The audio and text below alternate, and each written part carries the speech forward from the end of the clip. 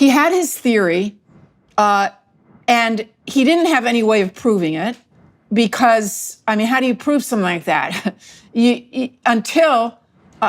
Until this family showed up at his doorstep, and it was a Canadian family from Winnipeg, I think, right? I think that's right. Yeah. Yeah. And they were the Reamer family, a blue-collar, very young couple, 20, 21 years old. And they had a horrific tragedy in their family, which is that they gave birth to twin boys. The boys were fine. And when the boys were, well, actually, they had phimosis. Phimosis is a abnormality of the opening of the urethra. And so the doctors recommended circumcision for the boys. And they went in when they were 8 months old for circumcision. And the first boy to go in for the circumcision was Bruce. And the equipment, there was a malfunction of the equipment.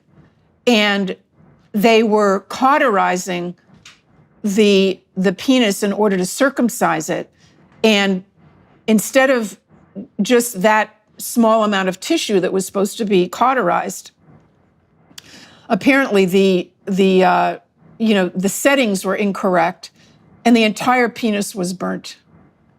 So Bruce's penis was burnt, beyond any functionality. So these poor parents went home. The other boy was not circumcised, just obviously. They went home, and what are they supposed to do? They have a boy without a penis. What the hell are they supposed to do?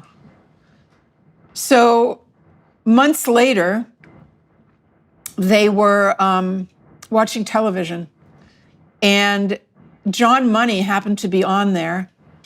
And you have to know also that John Money was an extremely pompous, self-assured individual. He was sophisticated. When he talked, you listened.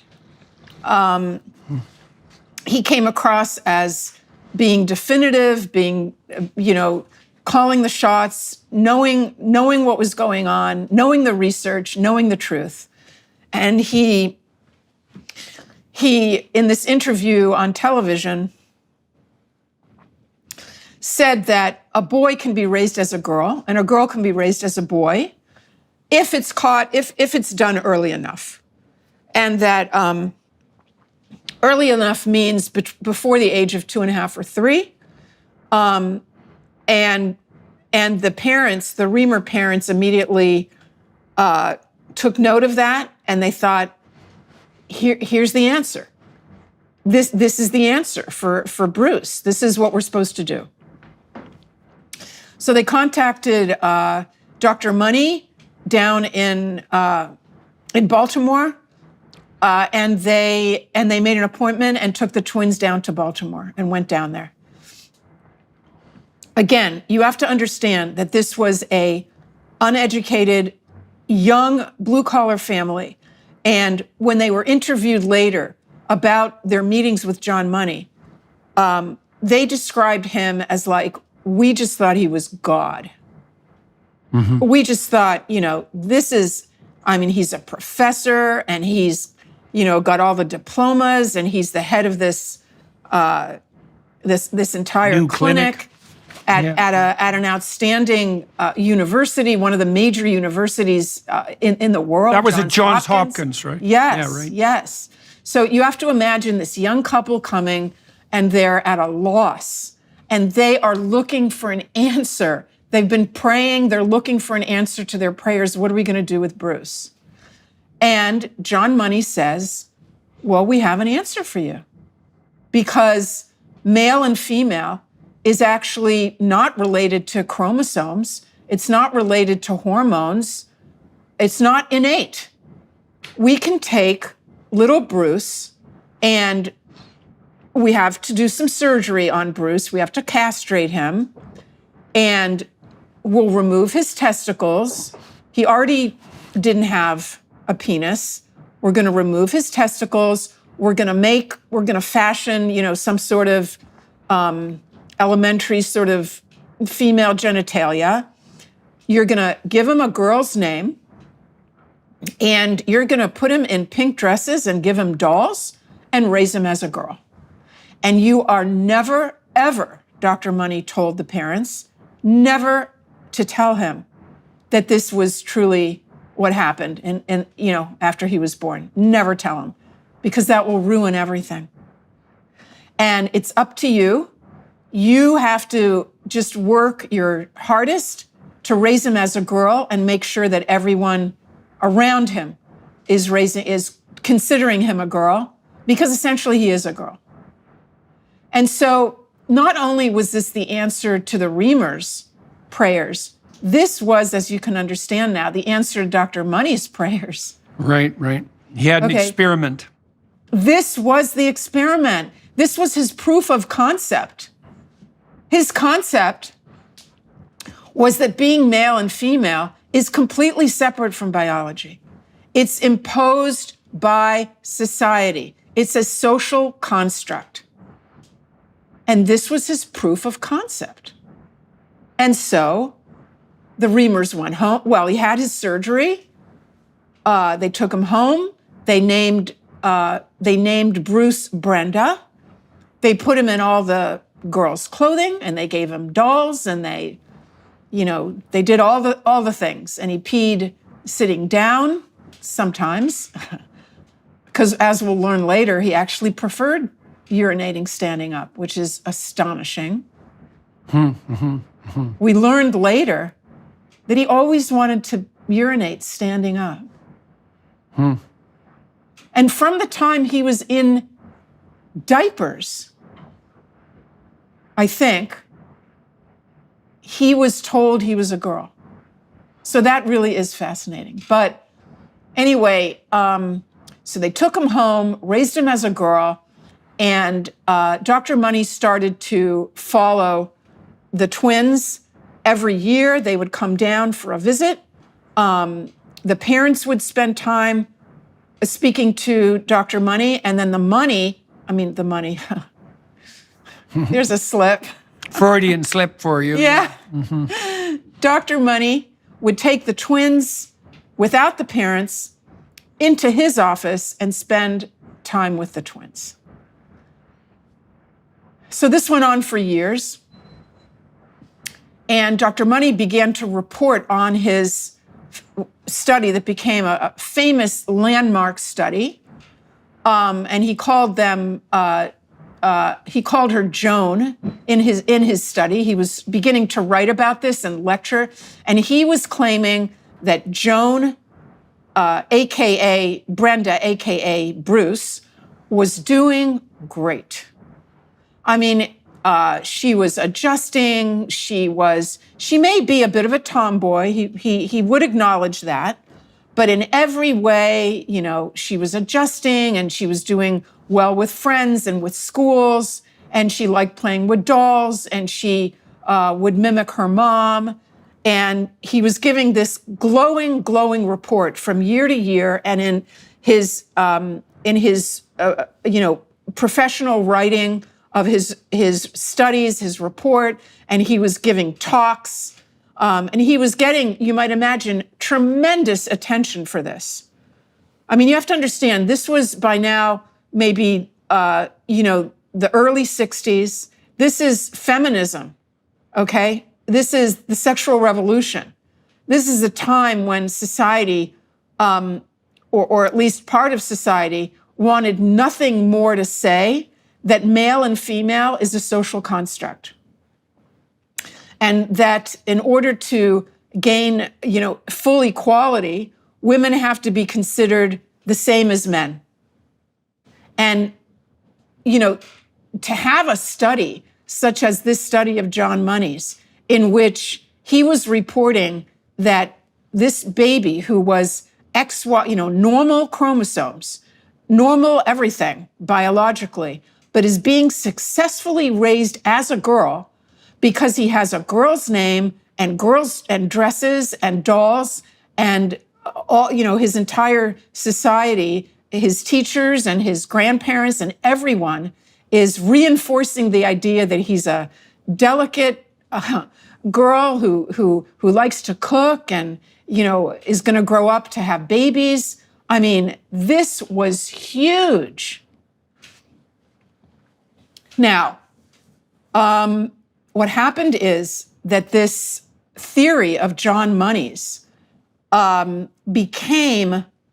was accepted over the decades. We didn't find out what really happened with the twins until decades later.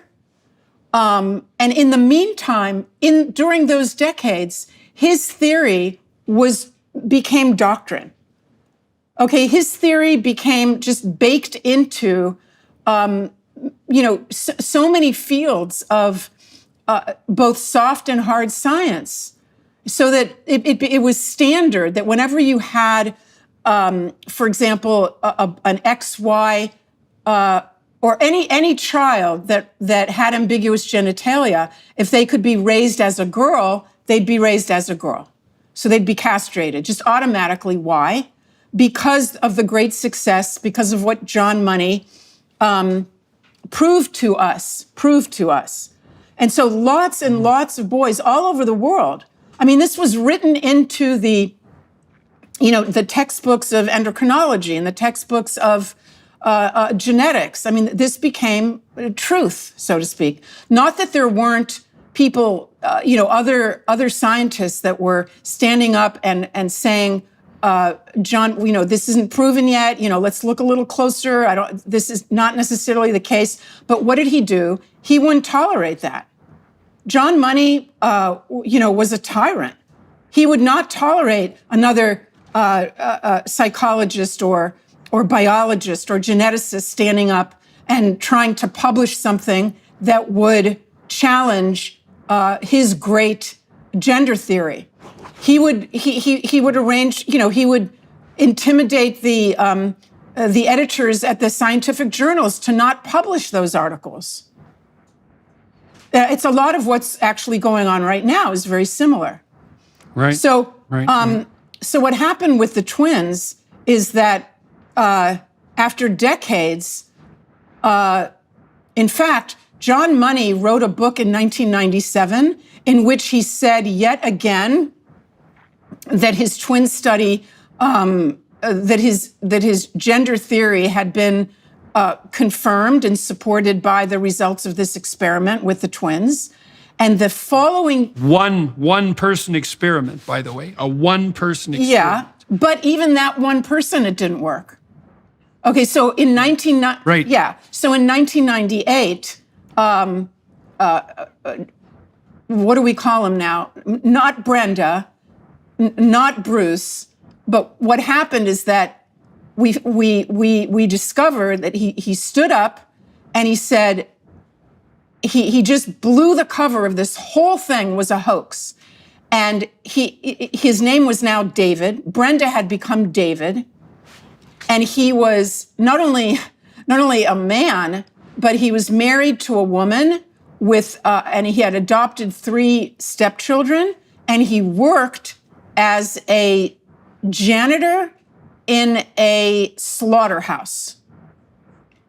Right. So that was David Reamer, and people can go onto YouTube and hear him being interviewed about his experience of what it was like to be told for 14 years of his life that he's a girl, and to never, ever, ever feel that was his truth.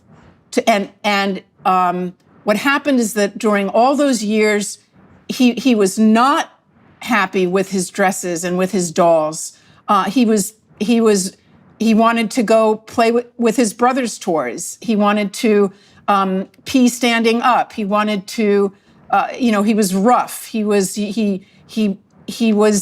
so boyish and aggressive that kids called him cave woman. Okay, they made fun of him because the way that he walked and his gestures and his interests were all so masculine.